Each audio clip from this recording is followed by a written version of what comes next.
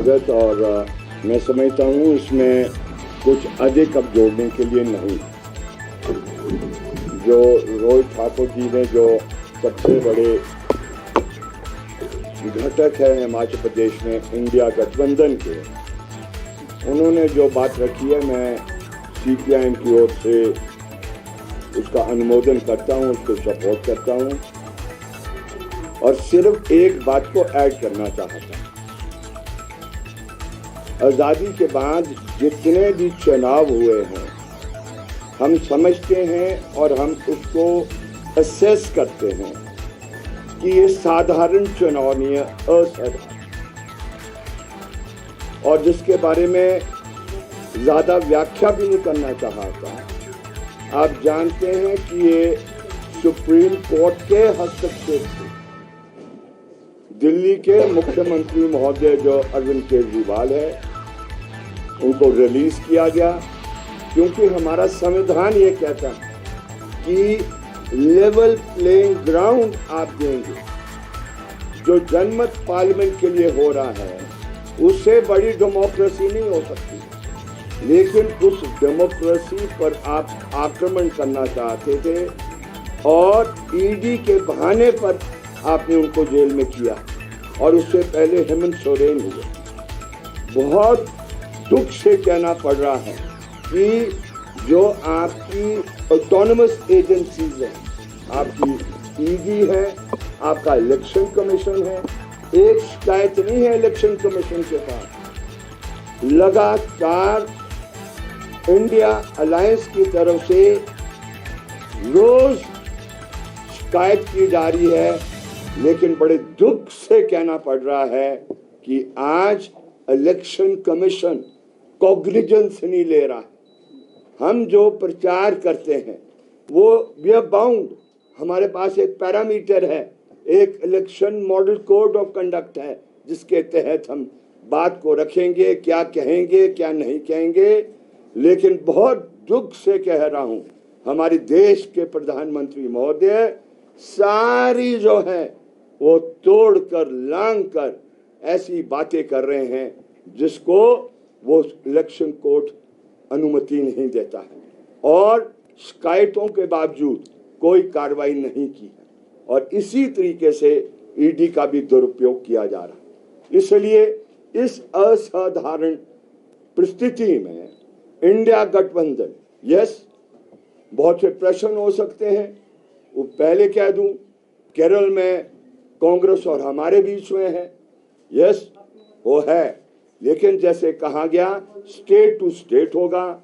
हम अपनी पार्टी की ओर से 4 लोकसभा सीट्स एंड 6 जो विधानसभा सीट्स है, पूरा का पूरा समर्थन, और सिर्फ समर्थन नहीं, हम सुनिश्चित करेंगे कि 4 जो कांग्रेस के उम्मीदवार हैं जो पार्लियामेंट के लिए, और 6 जो असेंबली कॉन्स्टिट्यूंसी के हैं, उनको हम विजय करने के लिए जो भी प्रयत्न हो सकते हैं वो करेंगे।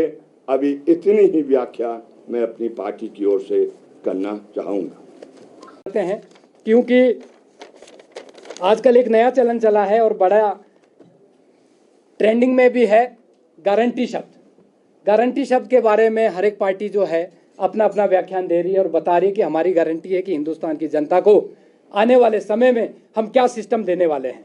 तो मैं भारतीय जनता पार्टी और मोदी जी से पूछना चाहता हूं कि आपने जो पूर्व में गारंटियां दी थी, उन गारंटियों का क्या हुआ। सिलसिलेवार मैं आपके माध्यम से हिमाचल प्रदेश की जनता को बताना चाहता हूं कि वो गारंटियां मोदी जी पहले भी दे चुके हैं, क्या वो गारंटियां पूरी हुई है, जो आने वाले समय में उनकी गारंटी पूरी होगी। तो मैं बताना चाहता हूं, आपसे पूछना चाहता हूं, आप मुझे जवाब देंगे हमारे हिमाचल प्रदेश के 78 लाख जो जनता है उनकी ओर से। बुलेट ट्रेन चलाएंगे, चली क्या 2 करोड़ रोजगार हर साल दिलवाएंगे, मिले क्या। किसानों की आय सन 2022 तक 2 गुना करेंगे, हुई क्या, किसकी हुई क्या। 100 स्मार्ट सिटी बनाएंगे, किसी ने स्मार्ट सिटी देखी, बनी क्या। पिछले 10 सालों में कर्जा 55 लाख करोड़ से 205 लाख करोड़ हो गया। यही काला धन है क्या? काला धन की बात की थी ना इन लोगों ने कि काला धन देश के लिए लाएंगे, पर जहां पर पिछले अगर हम बात करें 60-65 सालों में देश के ऊपर 55 लाख करोड़ का कर्जा था, वो इन्होंने आज मात्र पिछले 10 सालों के अंदर 205 लाख करोड़ का कर दिया। तो क्या यही काला धन समझे क्या? गंगा साफ करने की इन्होंने सौगंध खाई थी, गंगा साफ हुई क्या? पेट्रोल का दाम इन्होंने कहा था कि 35 रुपए होगा हमारी सरकार बनते ही, क्या 35 रुपए हुआ क्या?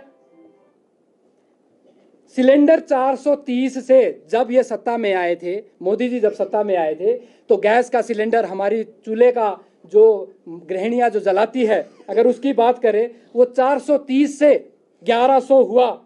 महंगाई रुकी क्या? इन्होंने बोला महंगाई को भी कम करेंगे, रुकी क्या? अब तो भैया लग रहा है तभी अच्छे दिन आएंगे जब जुमलेबाज जाएंगे।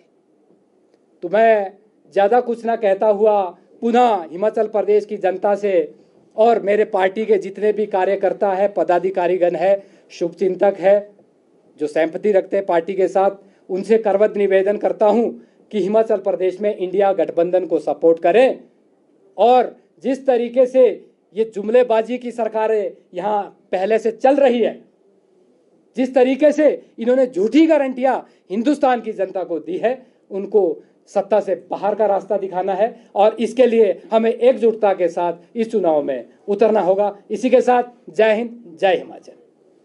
कि राष्ट्रीय स्तर पर हमारी प्रोग्रेसिव, प्रगतिशील, डेमोक्रेटिक और सेक्युलर पार्टीज़ ने जो एक अलायंस बनाया है, और उसी क्रम में हमारे प्रदेश में भी जिस सोच के साथ, क्योंकि 24 का चुनाव बहुत ही महत्वपूर्ण चुनाव है, भारतवर्ष की आने वाले समय की दिशा और दशा क्या होगी इस चुनाव में निर्भर है। चाहे हम लोकतंत्र को बचाने के लिए भी इस चुनाव की अपनी महत्वता है, संविधान को बचाने के लिए भी इस चुनाव की अपनी महत्वता है, यहाँ तक संघीय ढांचा आने वाले समय में भी हमारा राष्ट्र का सुरक्षित रहे। इन सभी सोच के साथ हमारी सभी पार्टियों ने एकजुट होकर राष्ट्रीय स्तर पे भी और प्रदेश में भी, मैं समझता हूँ हमारे वोट्स का डिवीज़न ना हो, इस सोच के साथ ये अलायंस बना है। और निश्चित रूप में जिस तरह से 4 चरण हमारे पूरे राष्ट्रीय स्तर पे आपके जनरल इलेक्शंस के हो चुके हैं, लगभग 350 से अधिक सीटों पे वोटिंग हो चुकी है। जो प्रारंभिक आप भी देख रहे हैं, चाहे मीडिया की बात हो, चाहे सोशल मीडिया की बात हो, जो रुझान, प्रारंभिक ट्रेंड्स जो देखने को मिल रहा है, निश्चित रूप में ये जो 2024 का चुनाव होगा ये भिन्न होगा। 14 और 19 के चुनाव के दौरान जो बहुत सी घोषणाएं की गई थी, जो धरातल पे कहीं दिखती नहीं है, आज चाहे प्रदेश की बात हो, चाहे राष्ट्र की बात हो, जैसे मैंने इन 4 चरणों की बात आपसे साझा की, तो सभी जगह हर स्टेट में हमारी इंडिया अलायंस की, मैं समझता हूँ, एक अच्छा प्रदर्शन देखने को मिल रहा है।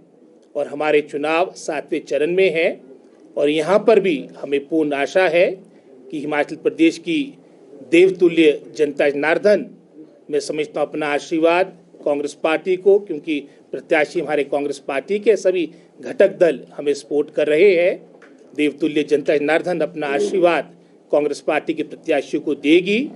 क्योंकि हमारे हिमाचल के चुनाव, वैसे तो हमारे जनरल इलेक्शन है, इसमें राष्ट्रीय स्तर की सारी बातें हैं, लेकिन जिस तरह से भारतीय जनता पार्टी ने सरकार को ऑपरेशन लोटस के तहत डिस्टेबलाइज करने का भी प्रयास किया, ये भी प्रदेश में एक प्रमुख मुद्दा बन चुका है।